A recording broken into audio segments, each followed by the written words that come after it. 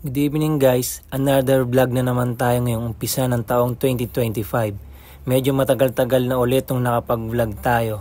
Good news pala guys, medyo nakapagpundar tayo ng gadget para maging maayos yung kuha sa video natin.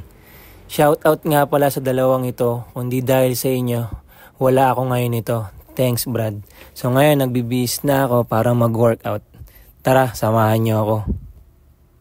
So time check, 10:30 PM na. Ganitong oras talaga ako mag-workout kasi mas gusto ko yung hindi masyadong crowded. Around 5 PM to 8 PM inandagsa ng tao sa gym. Ayun na nga, mula sa bahay papuntang gym, naglalakad lang talaga ako para exercise na din at tipid sa gas. Yan, malapit na tayo sa JNE Gym. Kung taga Bagong Bayan ka, kilala ito sa tawag na SS o Secret Shop. Kung mapapansin nyo, iskinita lang yung dadaanan pero baka magulat ka pagdating mo sa loob. Rar, charot lang guys.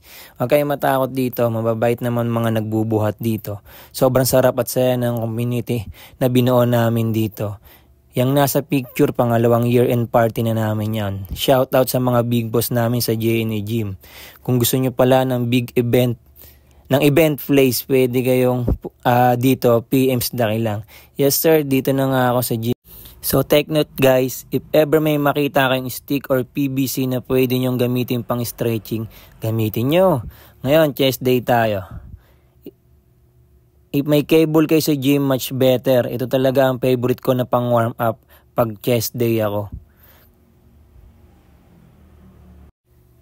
Kung mapapansin nyo, inuna kong workout is inclined bench press.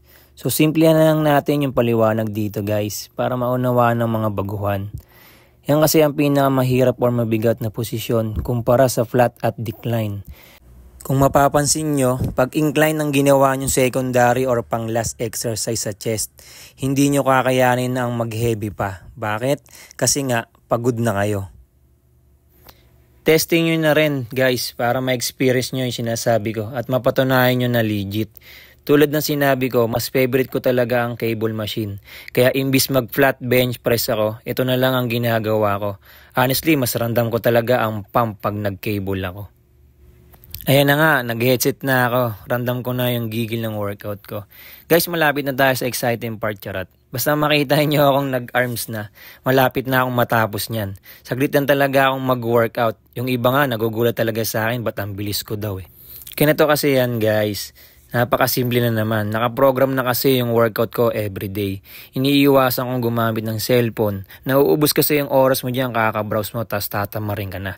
Not unless if may emergency talaga. Ayun na nga, pahinga muna ako saglit.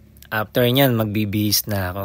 So guys, abangan nyo na lang ulit yung next vlog natin. Okay guys, maraming salamat sa lahat ng mga nanonood.